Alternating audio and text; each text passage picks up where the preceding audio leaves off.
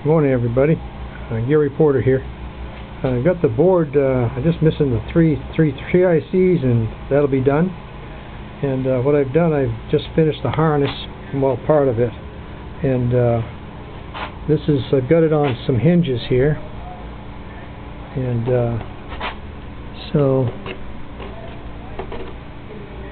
it's hinged, and then it's suspended from the from the two rods coming out, and so the motor spins without any problem.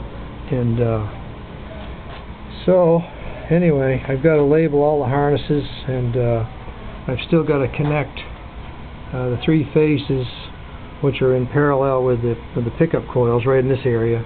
So these three wires will come down to the center of the board down here, to this connector.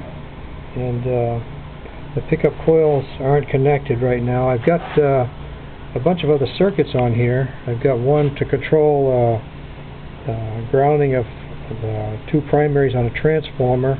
Center tap would be positive voltage. This right here is a DC to DC converter.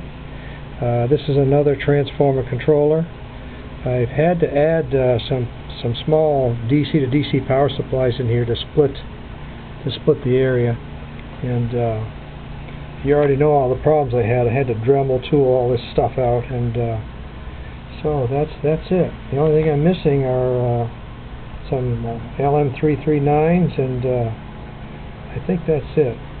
And other than that, all this is gone. This will be gone. I've got to add a fan to these posts here, and so then I got to start testing the board and testing the circuits and make sure they all work. There's a hell of a lot to do. Anyway, I've got almost all of I've got to do the hall sensor part of the harness over to this terminal block, and then that'll come down all the way down into here to the PC board. And but we're looking good. Whole thing's coming together. Anyway, have a good day.